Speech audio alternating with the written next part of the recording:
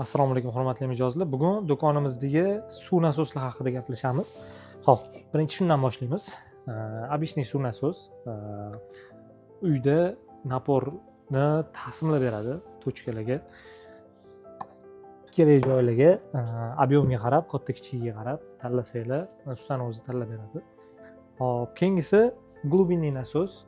Buni ham ko'pchilik biladi. Pastdan suv tortib beradi. Chuqur joylarda 20 metrgacha, 20 metrdan sal ko'proq joylarda suvni o'zi tashlab yuborsanglar, o'zi suvni ichiga qo'yiladi va o'tdan suvni tortib olsa bo'ladi. Xo'p, yangi nasosimiz kelgan. Uchtasi bittada desa ham bo'ladi. Naporniy baki, termometri va nasosning o'zi avtomat ravishda ishlaydi.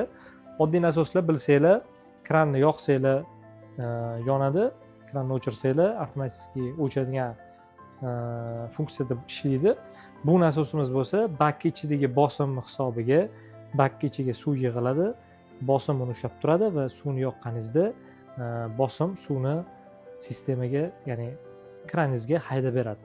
Shuni hisobiga bu har kranni o'chirib yoqqaningizda o'chib, yonib, o'chib, yonib ishlamaydi. O'zi avtomatik ishlaydi va xizmat qilish yili ham uzoq muddatga cho'ziladi shuni hisobiga.